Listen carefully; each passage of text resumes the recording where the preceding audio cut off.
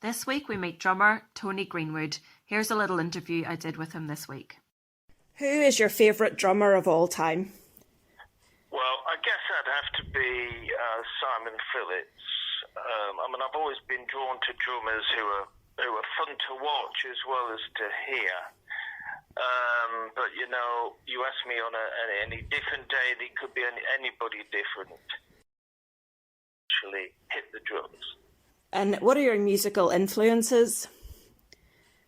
Well, I've always been really into rock music. Growing up, I had lots of stuff playing in the house. One of my earliest memories was Rick Wakeman's Journey to the Centre of the Earth, or Albatross by Fleetwood Mac. I think the first single I ever bought was by The Sweet. It was either Teenage Rampage or Blockbuster. I can't remember, but I think it was by The Sweet, the first one I bought. But if I'm probably the guy in the band who likes rock music more than anybody. If anybody's going to be listening to heavy metal in the band, it's probably just going to be me. Very good. And what's it like as a session drummer when you're playing different musical styles all the time? Is that hard? Well, I have done sessions in the past, and I personally find it quite stressful because you're there to do a job, and the focus is totally on you, and time is of the essence. Being a full member of the Firrenes, I'm really it's fine. I'm allowed to do whatever I want. I can just play however much racket or nothing, whatever suits the music. I'm just given carte blanche to go crazy or do nothing. Sounds like a drummer's dream, carte blanche. Yeah, it is. You're absolutely right. You're right there. So how do you prepare for a gig? Do you have any rituals before you go on stage? Well, I like a lot of drummers. One of my rituals is to just tighten the hi-hat. So watch next time you see a drummer just before the band starts.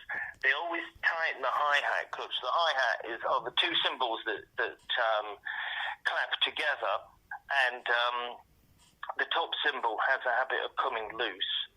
So most drummers will ritualistically tighten that all the time in between songs, even though there's probably no need to do it. So that's probably about as ritualistic as I get. It's something we all have to guard against. It's pretty bad. It's about the worst thing that can happen. Maybe not quite as bad as, getting Ebola or something, but it's pretty bad. Pretty bad. Pretty close. Yeah. So what's your favourite meal? Well, I love Japanese food. I've been to Japan, and I just love eating that kind of stuff, especially salmon sushi. But I think Joanne also in the band loves really good pizza, and so do I. And we have some really good pizza places here in Edinburgh. But failing that, well, I'll just have cheese on toast if you've got any Liam Perrins. Mm-hmm. Cheese on toast would be just fine if you don't have any, mirin cooking sauce or anything for the Japanese. I'll just have cheese on toast. Well, cheese on toast is definitely easier to make than sushi, but yeah. That's probably it. That's probably why I eat more cheese on toast than I do Japanese food. Yeah. Fair enough. But I think I'm the only pescatarian in the band. Yeah. But I believe so. Yeah, I believe so. So I'll have to get on a mission to convert everybody else. No, definitely. It's good to at least have a few meat-free days in a week. Yeah. It's good for the planet and good for the animals. Exactly. Yeah, I'll get on that as soon as we start rehearsing again. I'll get right on it. Very good. And our last question for today is: do you play any other instruments? Oh, let me see. Any other instruments? No, basically, I don't play any other instruments. I don't need to. So we've got a guitarist, we've got a keyboard player, bass player, and amazing saxophonist and singers.